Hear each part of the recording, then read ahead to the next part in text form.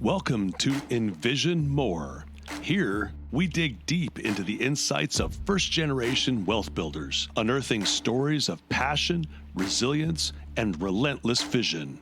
Your host is Wayne Wagner Jr., founder of Visionary Wealth Management. So sit back and dig in. It's time to envision more. Hi, thanks for joining us for another episode of the Envision More podcast, a podcast for first-generation wealth accelerating families. I'm Wayne Wagner, president of Visionary Wealth Management, and I am joined today by Cindy Morgan-Jaffe. And Cindy and I met at the Hope Makers Collective up in Vermont last year, and we just found such a kindred spirit in so many areas.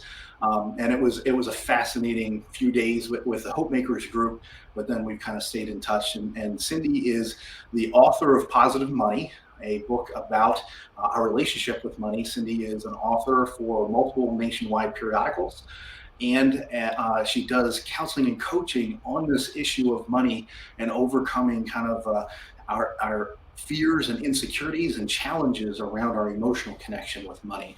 And so this is going to be, I'm looking forward to this. I've been looking forward to this for a couple of weeks now, Cindy. So thank you for joining us today. Well, thank you so much for having me. I really love that introduction, and I love the work that you do and who you are in the world. Well, I appreciate that, Cindy. I wanted to ask, as we're getting started here, just I've come at the financial planning, wealth management side kind of from the wealth management component. We're actually managing people's money. I found such value in your work because you were almost acting as a counselor in many cases, and coach for people who maybe have money and are trying to figure out, whether it's, all kinds of past things and family mindsets and things like that, and then, how to move forward. How did you kind of fall into this, into the track that you're on now, and what's the evolution there? Well, I think I represent a lot of people whose life is rich in that way of whether it's just a good family life, a strong upbringing, a clarity around what you care about and how you want to be in the world, and where money itself is not a big focus. It's not, if anything, it is seen potentially as something it isn't talked about. So on the downside, it might be something that, my parents were lovely, amazing individuals, and yet money was not talked about easily in our household. It was more the not as if they didn't want to, have it be a stressor or anything. That's where they were coming from. It wasn't like we don't think you can understand this. It was more that money is stressful, and therefore we don't want you to be stressed about it.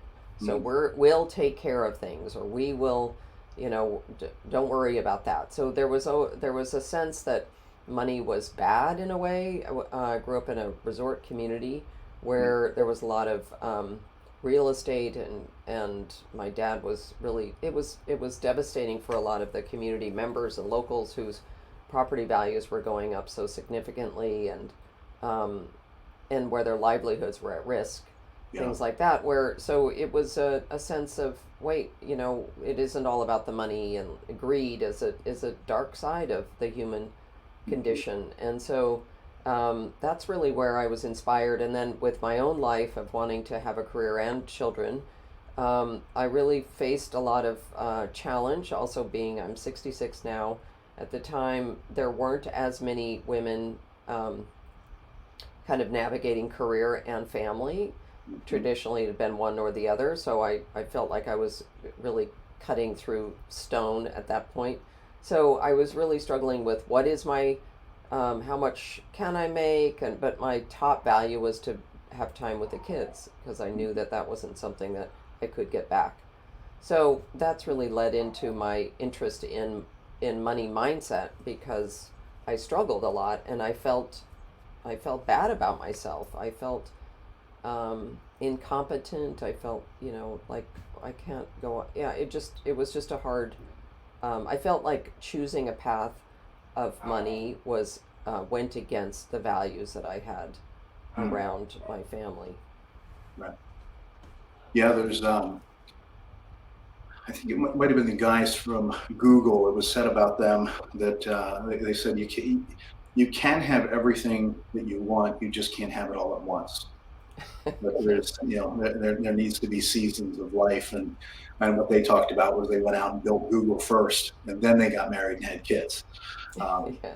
and so it's, and I also think that that's probably um, in a more male dominated society. I think it's a little easier for the guys to get away with it than it is, as you said, for the ladies to get away with it, because it's seasons of life and childbearing years and all that kind of stuff all come into play. So it's hard. And we see it, May and I see it in our own friends and who grew up the same age. And May and I waited 7.5 years to have kids, and we have friends who got pregnant and had kids the first couple of years, and there's very different stages and mindsets about money, when that goes on. That's neat. And you're right, the resort community component, when a local geography becomes kind of a resort community and starts to all the locals may be worth millions of dollars because of the real estate, but they can't afford to live where they grew up anymore, because everything is now more expensive, and all their money is trapped in a piece of real estate, a piece of dirt. And Yeah. Yeah, that's and it's it really, I think this situation, it's happening all over the country, where real estate specifically, as much as it's given us so much, wealth and, an opportunity for so many people, there's a big downside to it, and that's not a topic for today, but I think that it's if there's anything, I think what it represents is that there are pressures on us, whether it's status, whether it's class, whether it's peers, whether it's your kids are growing up and they're seeing that their friends have things that they don't have. There are all many different influences or sources of messaging that says you are not, your self-worth is tied to your net worth. That is what we learn, and so it is really difficult to break that tie. And one of the ways to do that is by looking at the stories about money and your experience with money growing up, and to just with curiosity, and there may be some judgment there, but the first opportunity is to just really understand what your money story is, and what therefore are your beliefs and your behaviors that have been built on that story. Yeah.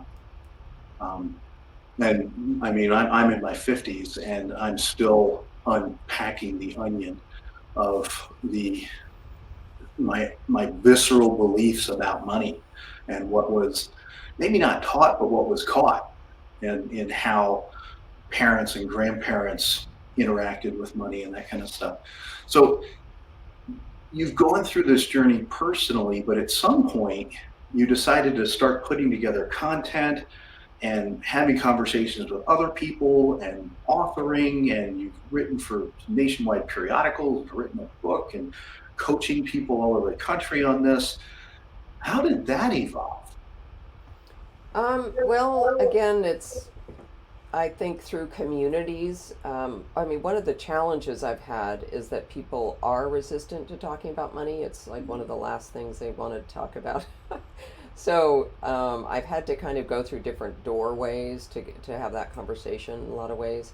But what happened with me is that I have I was looking at some digital courses because I wanted to make this content available to people, in a wide, broad space. So I connected into communities of digital course creators and things like that, and that's been an interesting journey. I'm actually, a lot of my background is in graphic design and technology and creativity and things like that. So I was also very drawn into that, and But one of the things that I noticed through a lot of the work that I was doing, the books I'm reading, I mean, there's some really great books out there, some really foundational books um, around mindset fundamentally, is I still felt that there was one, I needed to have my own take on the situation, like what's going on here, and the second was to sort that out and to then also give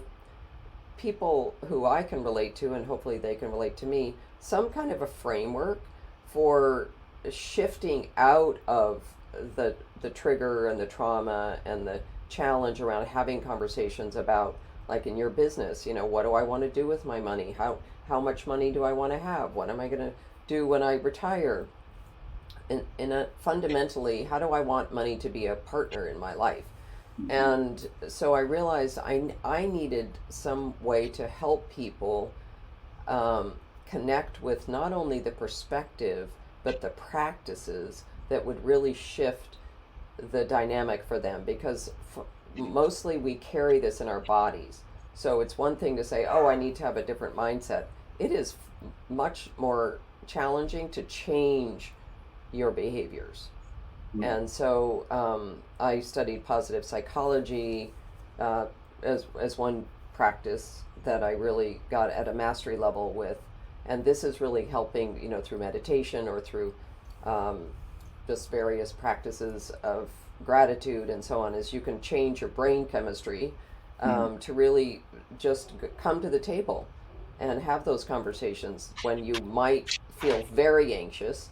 What can help you to get to the table? And so this is a practice of financial therapy, which I'm not a therapist, but there are a bunch of people who would call this work financial therapy, because it's helping people kind of get to the table, have those conversations, whether they're with themselves or with loved ones or with families or at business.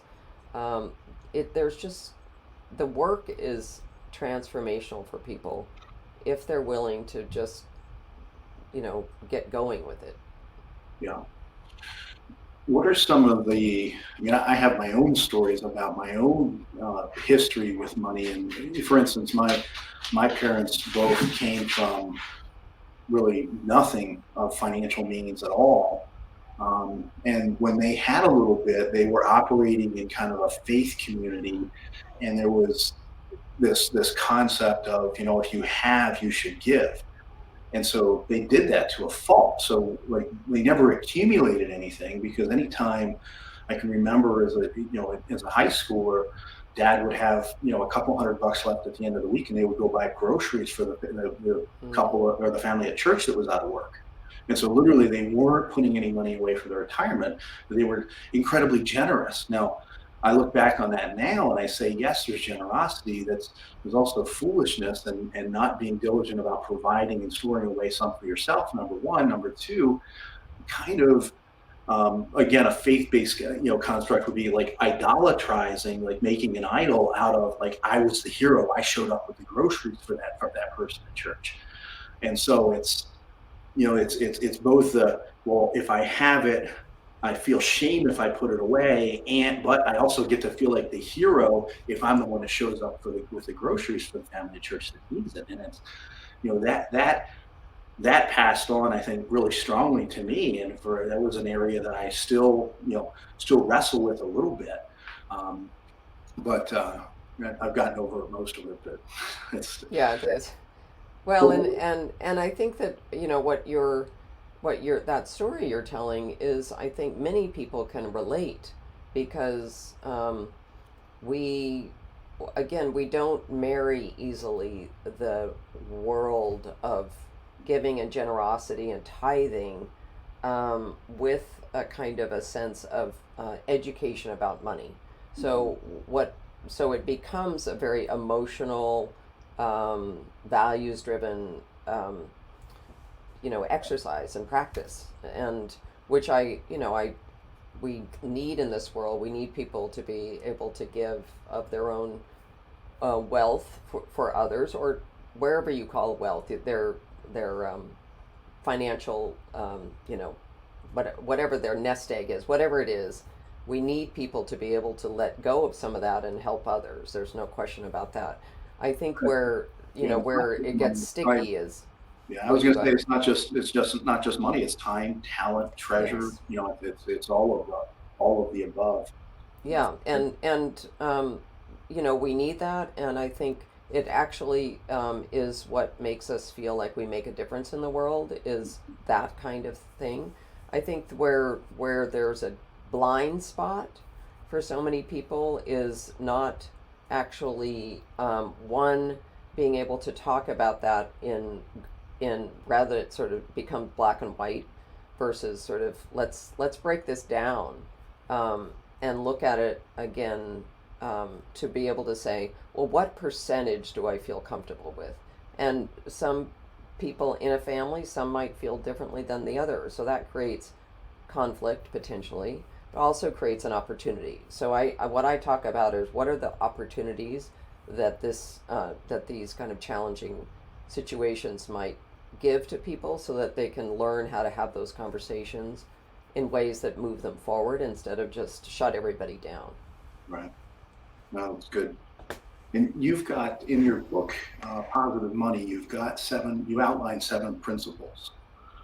Can we talk through a couple of those? Uh, Sure.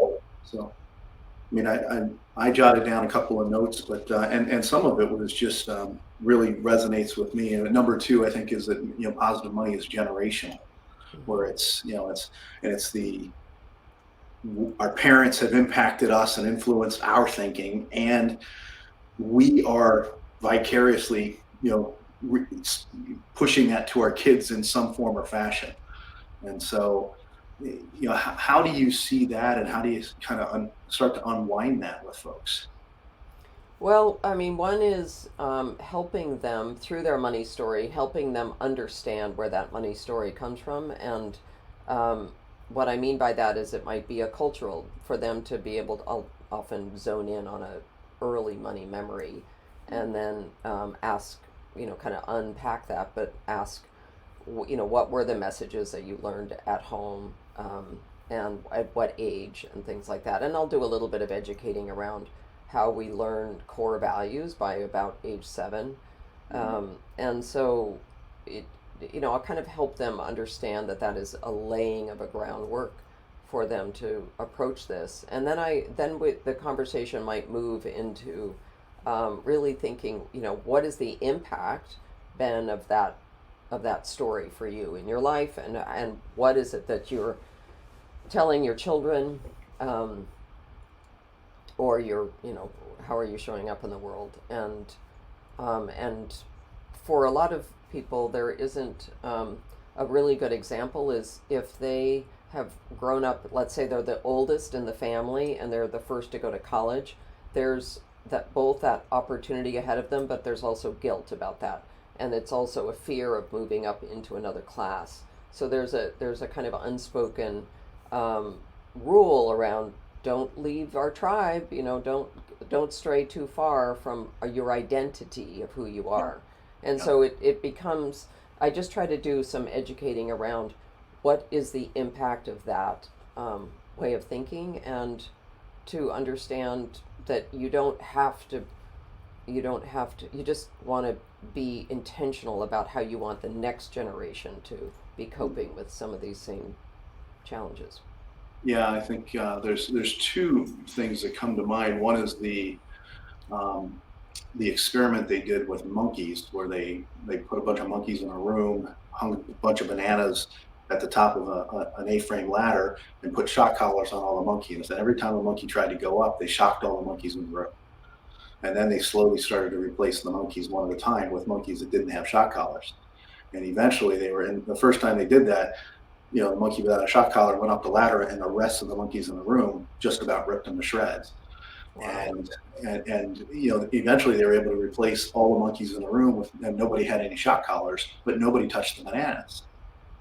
And so it was, within a society, we create these ways of thinking. And it's, anytime somebody tries to climb the ladder, there can be this mindset around us. And I sat in one of our early mentors with a guy named Brad Harris, and he said the first time once he kind of accomplished something, achieved something, they were living in a beautiful home, and he had all his extended family over for the 4th of July. And he had an uncle come into the house and looked around and said, "Wow, can you imagine the electric bill in this place?" Yeah. And but it's that mindset of, if you've got, I couldn't even justify spending the electric bill on a place like this, when there's a different mindset and relationship with money when it starts to accumulate and it starts to become wealth. Right. So, Yeah. It can be threatening to yeah, people, and it also can feel exclusive, and there's all sorts of things that it brings up for people. And so it makes what I see, actually, what you see is that people who are making wealth, making money, who might be coming into it new, they often let go of it pretty quickly. Like they give it away, they gamble, they yeah, do lots of things that just don't don't represent a kind of a taking care of the money. And again, it's also the lack of knowledge around how to do that. well, professional athletes and lottery winners, right? Right. The statistics there are pretty dreadful to think about and watch, and it's hard to watch and hear some of those stories because money comes and shows up, and then it just seems to run away from them, so frequently.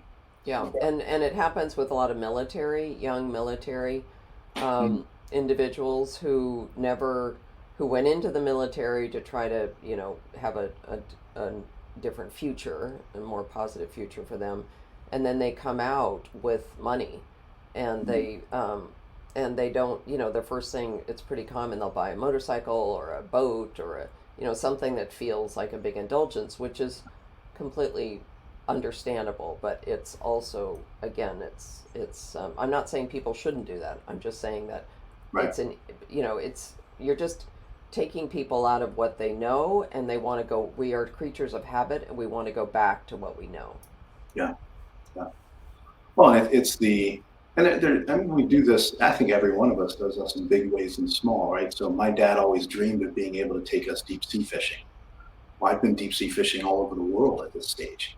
And, I think part of that comes from it's the fulfillment of my dad's dream to be able to afford to take us deep sea fishing. And, Yeah. I think we live out those things in big ways and small. You reminded me, I just had a great conversation, I think 2 Saturdays ago, with a 17-year-old son of a friend of ours. I got a text message that said, "Mr. Wagner, my mom gave me your name. Would you be willing to meet with me? He's going into the Navy. He's shipping out by the end of March, and Mm, he's coming into some money, and he wanted to have a conversation about, okay, I have some money. It's the first time I've ever had money. What do I do with it?" And I'm great. like, "Oh, you're asking great questions, dude." So great. I And love I'm that. still in communication with him, and we're going to meet up before he leaves town. But those are such fun conversations to have when people are asking those healthy questions and seeking answers. So, Yeah, and I just want to say that I think there is a desperate need and want for that kind of mentoring and advice. mhm, I think it's just a desert out there, and I don't think so many people don't even know where to get that advice, and so they're getting it on TikTok. And again, not to put down TikTok or any of that, but it just what happens then is they're drawn to kind of quick fixes, or mhm, just not a long term educated. I'm gonna keep focusing on education here because I think it's so critical to be educated about your financials, so that you can make more informed decisions. yeah, yeah. And TikTok, I think, is TikTok and much of social media. There's so much. The life insurance salespeople are out there trolling, and I'm just like, oh my gosh, stop. Yeah. So Yeah. there's a couple guys in my industry that do a great job. They kind of almost made a little bit of a cottage industry out of every time they see one of those videos. They'll put up something that's that's discrediting the claims of the sales pitch, and I'm a big fan of that. I don't have time to be doing that as much, but I'm a big fan of the folks that are discrediting the sales processes. So Oh, good. Yeah, I agree. it's like it's that and the buy this course. I'll tell you how to buy how to make a fortune in multifamily real estate. Yes. Yeah. So, Yeah. Yeah. And it's unfortunately it draws in those who are most desperate, and that's yeah. we know that. So I think again, just getting back to this generational idea is to just be aware of if you are thinking about who came before you and what is going after you, is to really just you always have that opportunity to pivot and look forward and say, let go of what you don't want to have to be, and think about what you can do in the future to recreate a kind of new legacy, if that's something that you want. Or what are you going to take from the legacy that you are inheriting? And I say this because my parents left quite a legacy in the Valley of Jackson Hole, and so our whole family is very tied into that.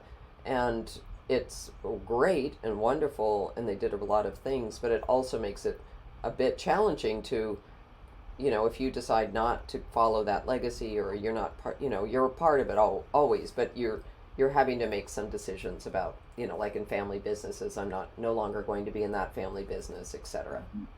Yeah, yeah, absolutely. Well, I think so much of what we're talking about is this idea of talking about it. I know that there can be such when we make money mistakes for good, or if we get something right. If we get something right, we in our own mind our IQ goes up, right? So I bought the stock at the right time; it went up. I made money, therefore I must be a genius.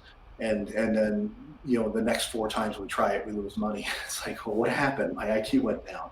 Yeah.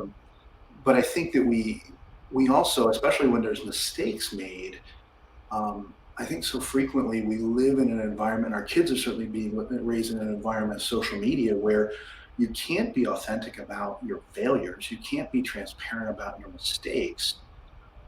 Because if you're public about your mistakes, man, I mean, that's just you confessing it and voicing it will live on the internet forever, and it will be used against you over and over and over again. You'll never be a person of influence. You never have the social media following you on, and so there's all these lies that we believe about that stuff.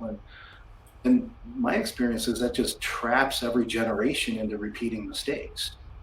So there's an That's a Old good point. Testament concept that the sins of the father are passed on to the second and third generation, and it's like it's those broken mindsets, and we can see that easily in places like, let's say, alcoholism or addiction, where the sins of the father are passed on multiple generations because they're impacting the kids. But I think that happens in the area of money, and how we think, our mindset about money, how we interact with it, gets passed on generation to generation. And because we don't think about it, we don't communicate about it and talk about it. So I think that's such a powerful point you're making around the idea that mistakes, which is in the world of leadership, that's what one of the biggest things they tell you is learn from your mistakes, learn from your mistakes. A good parent would tell that as well. And yet, what you're saying is in the society and cultures that we live in, that mistakes are seen as opportunities for, they are literally um, failures. They're literally something to be embarrassed by, and so on and so forth. And so, we live in that tension. And what you're saying is that by not being able to embrace and really look at those mistakes in an open and curious way without judgment, we are cutting off our nose to spite our face fundamentally. We're not being able to look at what can we learn, what do we need to learn, and what can we learn, because we do live in different times. I mean, we are tied to the past. We have parents that are often have lived through the Depression, things like that. Those were different times, and yet there's a lot that can be the same, but we have to, if we want to have the narrative be different, we have to be part of that narrative, which means we need to be in that conversation. Yeah. Yeah, we need to be having the discussions and being and it's almost, I mean, we see it in politics all the time. Agreeable disagreement is almost a lost art in our society, where we can't put two people in a room who disagree because these two people just can't even deal with one another on politics. And I think that's carries over into this topic of money, that we don't want to learn those lessons. We don't want to talk about it. We don't want to accept that. We don't want to have our opinions challenged. Right. Or our generational mindsets about money challenged. Right.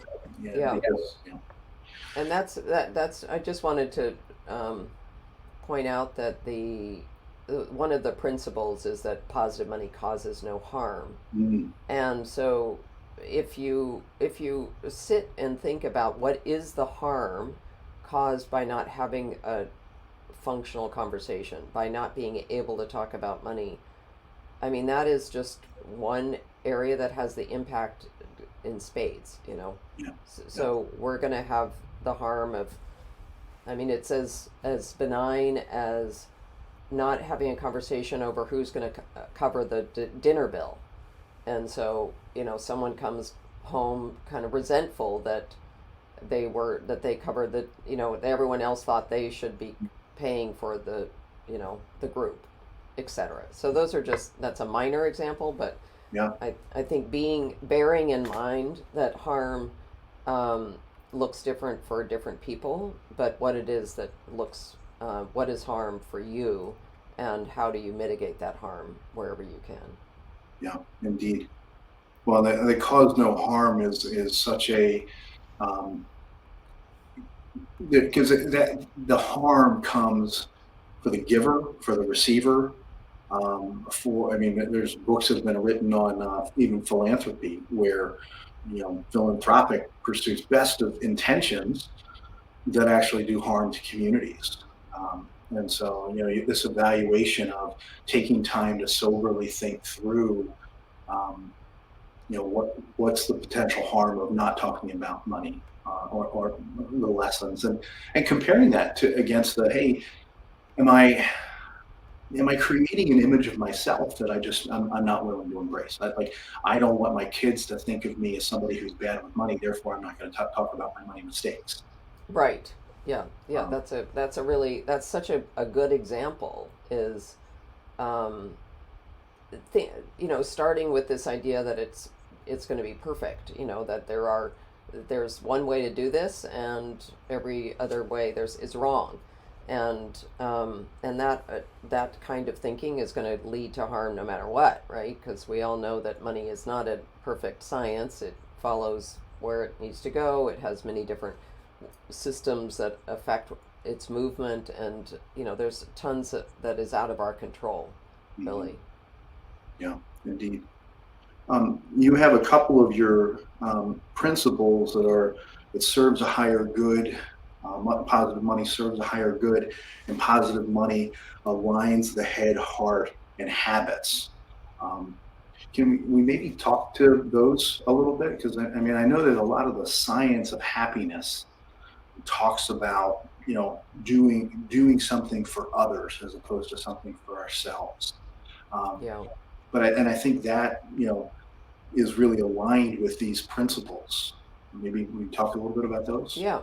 Yeah, the higher good one, um, the challenge I had with that one at first, the questions I was asking myself was, are people going to think of this as that money has to somehow be um, only to be giving to others that are less fortunate as yourself?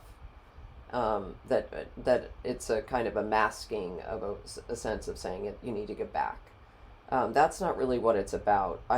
Where I was going with this is that when you're like in any situation, if you're feeling like it's like my dad used to say, take the high road, right? So it's taking the high road in situations. So it's kind of thinking, well, what's the higher good of having this conversation with this person, or what's the higher good of looking at something that with some perspective, like a 360 perspective on something. So so you're not just holding yourself in this victimhood or a perspective that's a judgment on something. You're kind of asking yourself to think of the higher, what is it that you really want to have happen in this situation? So an example there might be, well, let's take investing your money. What's the higher good? Well, I can give all my money away, or I can give a good amount of it. Is that your higher good? Well, the higher good is actually making sure that you want to take care of yourself. I think we were talking about this earlier, is you want to put your mask on first. Yeah. So that you can then, and that goes against so much of what we know, but the higher good there is that your financial health will be in order, so that other people, you can then do what you need to do so that other people don't have to take care of you. So it's just that concept, and I don't know if that makes sense. Oh gosh, Cindy, that's one of the areas that my wife and I spent time in counseling over, because we were involved in a faith-based K-12 school, and nearly bankrupting ourselves for more than a decade. And because we hadn't dealt with this issue, that we needed to put our mask on first. We needed to be financially stable first, so that we could be able to be generous, and be enabled to be generous and empowered to be generous, which is where our heart was. But we basically put ourselves in a situation where the school, lived or died based on our ability to put in, and it was taking everything we possibly could from it. And so, I read your book, Positive Money, and I was like, oh, where was this book 15 years ago? Yeah, and it's sometimes you can't see it. I think here's the challenge and this is why either going through a program or counseling or coaching or whatever can help, is because, and books, any of this where you just bring it into your purview, it really helps you. Just if you're open-minded, that information can start to come in, and then you can start to be able to see the light, and it can make sense. But sometimes people get to the point of bankruptcy before they see the light, right? Yeah. It's a not uncommon place for people to end up. Yeah, and we didn't end up there. We just sat on the edge of it for years. That was. Now, when you talk about aligning head, heart, and habits, that's. Yeah. So that this is where I've noticed when I work with people, when they're out of equilibrium.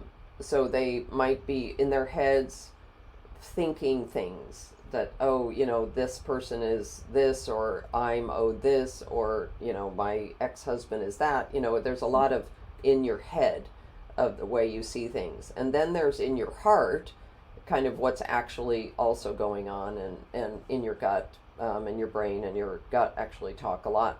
In fact, your gut is one of the most significant controllers of what's going on in your brain. Mm. And so when you are not connected to the heart and the head, those aren't kind of communicating, that can be a problem. And then if you throw the habit into it, that we are just creatures of habit. And so if we don't have practices that help us to notice how we can bring those into alignment, we are going to continue either those habits, or that feeling and that frustration, or whatever that is, or the line of thinking.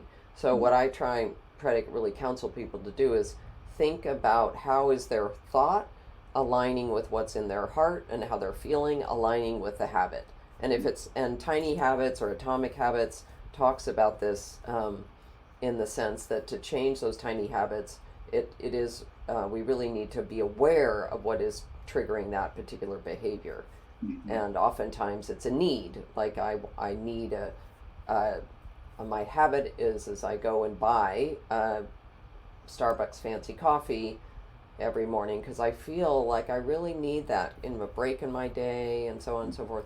But what happens is, that line of thinking of I need a break, therefore I'm going to do some shopping therapy, and that's going to make me feel good.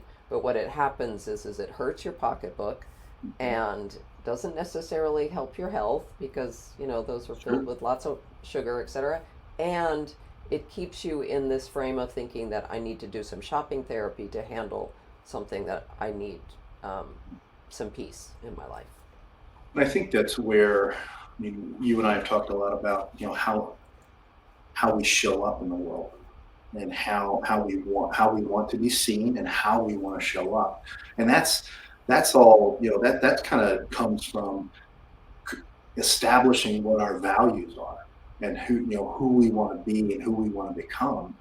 And I think that, what you're talking about, and then in my world, I mean, my addiction was for years was food, right? And so, I capped out at close to 230 pounds, and, I'm down 45 pounds from that, but a long way to go. And still, that's a process for me. But I think we all have these, it's almost like a water balloon. Like, we get squeezed or feel pressures in one area, it just kind of pops out in that area.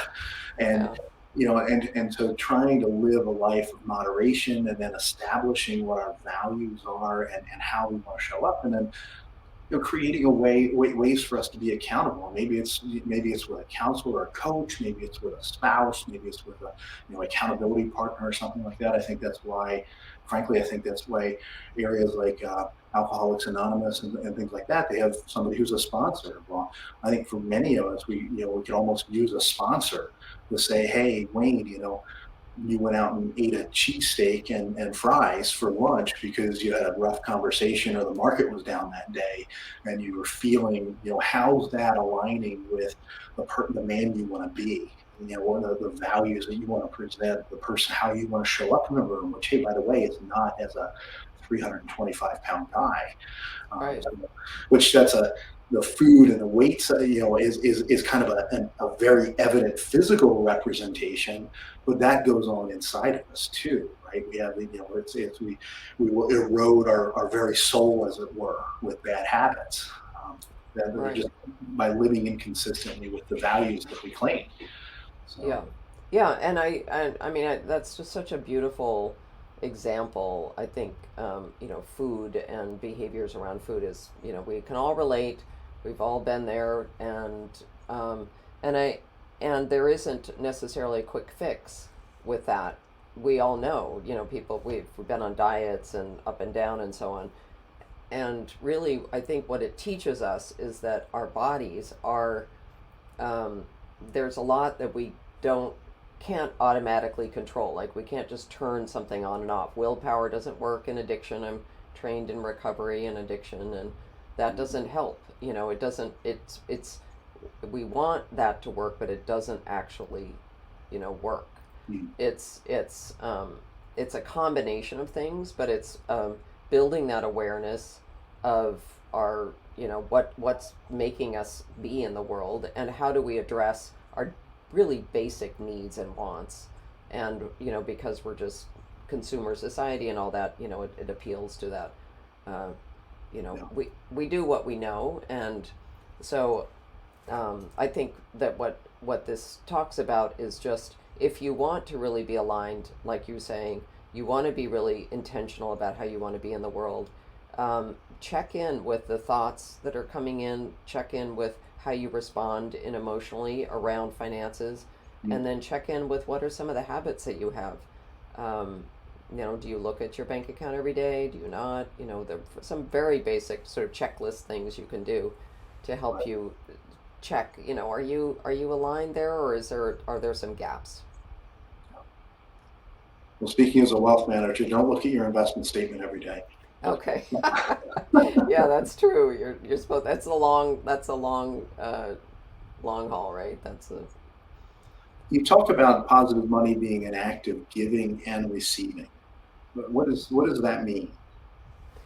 Well, this is something I had to learn the hard way, because I have always had a hard time receiving help. or receiving almost anything, like receiving compliments, receiving, whether I'm shy, whether it's just I was brought up to be really humble. That was a value in our family, and so I just have a hard time receiving help, and because I don't know, does that make me weak? I don't know what it is. It's just an exchange that I've always felt uncomfortable with. So giving, not a problem. I can give. I'm a helper. I love to help people, but feeling comfortable with that, that it really, the dynamic of giving and receiving is really truly a natural. It's in the natural world. It's the way oceans come in and come out. It's how things are, seasons come and go, and so on. So I had to really think about that, and like making sales is not easy for me. It's been so difficult for me my whole career. I'm a great professional. I'm a great, I have tons of skills and everything, but making sales has always been difficult because I feel like I'm asking for money, and I'm kind of, it's just complicated. But where I was able to make a shift was to see that if I want to give, I also need to be able to receive. And that receiving, people want to pay you because they want your services, because you give really good service. They want to do that for themselves first. Right. And so I had to really understand that sales is an act of giving and receiving itself. Mm-hmm. And those who do it well and do it in an authentic, really good way, where it just doesn't feel like you're being bombarded, is really a truly an act of giving and receiving. And I know with you that you are just so much of that kind of a person, and I really appreciate that about you. And so I think that the more people can think about, I know a lot of people who have a lot of money and they give to others because it makes them feel like they're loved. That's their source of love. Right. But they have a very hard time taking things in. And so people have a hard time giving to them because they're like, well, you have everything, so what could I give you? What they really want is love, Yeah. Yeah. I think 2 years in a row, my son has bought me a case of shotgun shells for Christmas, and it's not the shotgun shells; it's the day we get to go skeet shooting with them. Oh, That's the yeah, gift, right? So it's yeah, what do you get for dad who just anytime he wants something he just goes and orders it on Amazon. So how do you buy a gift that's meaningful? Well, it's well, rather than giving, it's not the gift, it's the memory we're going to make with the gift, right? right. Oh, So yeah, that makes me tingle. It's such a great story. Um, it's really tapping into what is that exchange that is really going to be of meaning yeah, for you, and where you can see that intention is love based, and it's not just kind of clicking a box. It's thoughtful. It's yeah, um, yeah, yeah. great story. Well, that and the other one for Christmas this year, we gave the kids tickets to a country music festival, and it's something we've done the last couple. We've done it together the last couple of years, but we did it for Christmas this year because it's like we want to give the experience, right? So it's because we're all going to look forward to that few days that we're in that environment together. So it's Yeah, I love that, and I think that for me, I grew up in a thrifty home, and so I've always had a hard time spending on mm, things, and ultimately spending on experiences, which is it's like if you need that, there was always one, do we need it? Two, is there any way we can get it without having to pay full price? Three, and so that's where money's focus was, even though the experience of our life was a rich life, and we always seem to have. And that's what we all remember. We don't remember that pair of skis. I mean, we do kind of, I remember that one pair of new skis I got. But so I think that, again, shifting or looking at how are you thinking of money as as a means to an end. And what does that end look like? And that's where I come back to legacy and to things like that, is that your kids are going to remember that as so meaningful for them, because it's not only an experience, but experience with the family, and yeah, that comes from a place of love and caring. We've got precious few years left, a few opportunities left. Our kids are 19 and 22, and daughter's getting married this fall, and so it's we, we bought both of them 2 tickets to the country music festival because they both have significant others at this stage. So it's, I love that. That's so yeah, great. good stuff. What other what other areas on this issue of positive money would you want to leave us with? Just a few minutes left here in our time together. I think for your listeners who are really interested in building wealth and really follow you because of who you are and so on, I would just encourage them to keep this in mind, is to keep in mind that there is so much need in the world and so much opportunity, and that, the way that you are showing up is, it is generational. It is having an impact. You are being a role model to others. Um, it You are not acting alone. People see what you do. People talk about that. You're guiding others, and so I think really making sure to focus on what game are you really in here.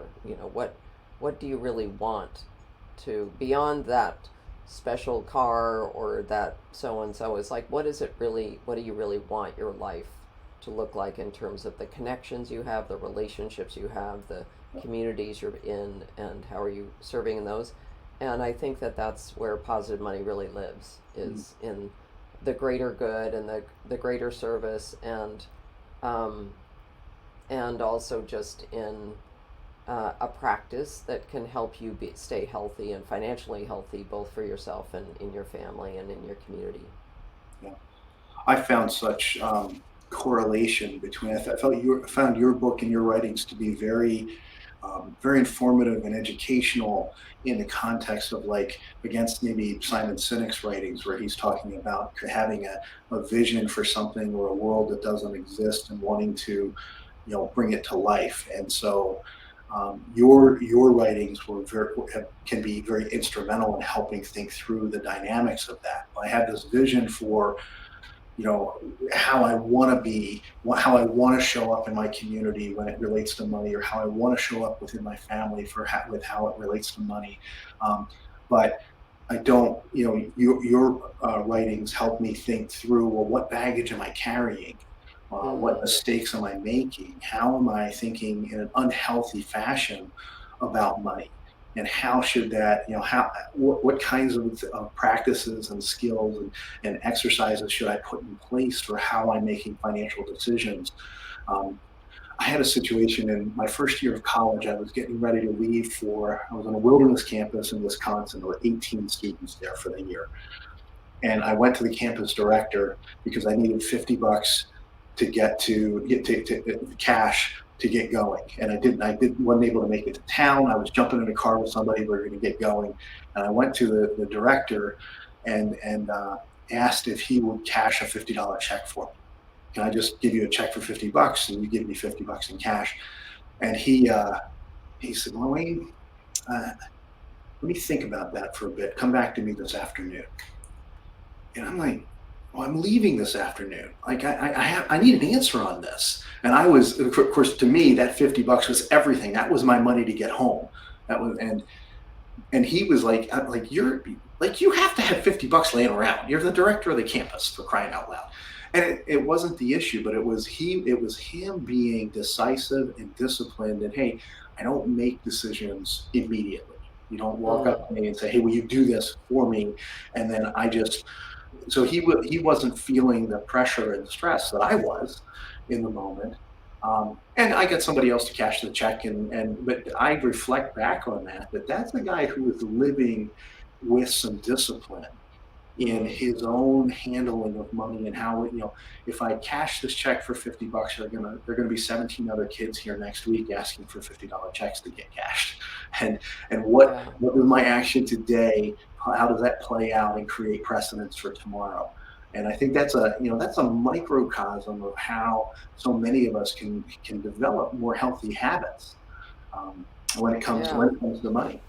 Yeah, I love that. That's such a great because when I was listening to that, I thought, well, I would give him the money, and then I thought, what I really appreciate you saying is that because he has almost a pre-based, a he already comes to the table with clear boundaries around what he does. It makes making that choice much more simple. It also makes the choice something that has an impact on you. It might be negative at the time, but in the end, it's turned out to be a positive thing. And that's where boundaries and boundary work is so powerful, because most of us think that it's being mean, it's, you're being uptight, whatever we talk about. But actually, it's our guideposts, and it's the rules, and it's the ethics that we lay down, and those again are lifelong teachings that we live in, and to break those can be challenging. But the more we are able to clarify what our boundaries are, not on others, but what we believe are our financial boundaries, it can be a huge win for everyone around us, because we just are like, yeah, I give every year, and this is what I do, or whatever. Yeah. I had an uncle growing up who lived in just outside Camden, New Jersey. But he found himself in Camden and in inner city areas where frequently people are asking for food or money to get food or something. And he had a discipline that if you came and asked him for money, he would ask you what you wanted it for. And if you said food, he'd say, great, I'll take you to the closest restaurant, or I'll take you to the closest hot dog stand or whatever, and I'll buy you food. But I don't give cash to anybody. And it was just a way that it was his. And what that often did, he was a Baptist pastor, so it also often gave him a chance to sit and talk and communicate and connect with people. But I always thought that was a really interesting dynamic as well, and something that I ended up at our local Costco. And if I would go into Costco, there's persistently people standing at the corner. So, well, we can go into Costco, I can grab grab them 3 or 4 meals worth of food right now on the way out, and just put it in a separate box and hand them a box on the way out. So I found my own ways of kind of remembering my uncle's habits in that area, and not giving away cash that might not get used in a manner that I'm comfortable with or happy with, or maybe in a manner that's going to actually damage the person, but still meet the felt needs. Yeah, and I think that what you're talking about there is that conversation that we can have with ourselves that oftentimes we don't, because we feel uncomfortable in those, or we're not really tuned into our values, or we're not tuned into the things that really matter for us, as much as we want. And so or we want to make different choices. So and it's just not easy. No one has a playbook for all of this, but we're talking about the emotional, psychological side of all of this, which is really important and valuable. And I really want to thank you for having that conversation today, because it is so important. I'm grateful to have you here. We always ask our guests one last question, and it's this question of envision more. If I said to you, Cindy, what does envision more mean to you, and what's an area maybe that you're seeking to envision more for yourself, personally or professionally, in the future? I think to envision more for those out there who are listening to this, I hope that envisioning more is to think about what does that more mean for you, and make sure it's grounded in something that really is you deeply are connected to your heart, and it really is not just a kind of a number in your head. For myself, I would say I'm just excited to be working with people a little bit more in the legacy. So in this conversation of what do you want your money to really do for you, and for what's the impact that you want to have in the world in terms of your legacy, and where does money play a role in that? So I'm really excited about that, because I know that's ahead of me as I look at either potentially retiring, or I'll never retire. I love the work I do, but just shifting into other work that or travel, whatever that looks like for me. Right. So I'm excited about just maybe thinking about what is that legacy truly that I'm leaving behind, and how am I going to be intentional about living that legacy when I'm gone. That's great. Thank you so much for joining us today. Now, to get more information on Positive Money, I know you have positivemoneyclub.com as a website that people can sign up for a newsletter and additional information from you, correct? Any other Yes. media? We'll provide links to your Instagram and the Facebook and so on and so forth in the comments here, but any other areas that folks should look you up? Um, yeah, I mean, you're welcome to visit any of my social media. On the website, there is an opportunity to schedule a, no cost call, and then there's also products like how to have a money date is one of my favorite ones. It's, just a simple download and a video, but it really helps. It's designed to help start the conversation, and I think money dates are just the best ever. So. Invite anybody to show up, and I'm happy to also speak to any others who want to, bring this content or voice into their worlds. So thanks so much again, Wayne.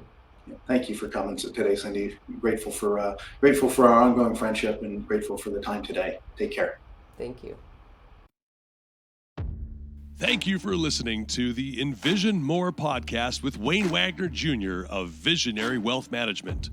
We hope you were encouraged and inspired by the conversation today. If you want to dig deeper into the show notes or Wayne's work at Visionary, you can find us at envisionmore.com.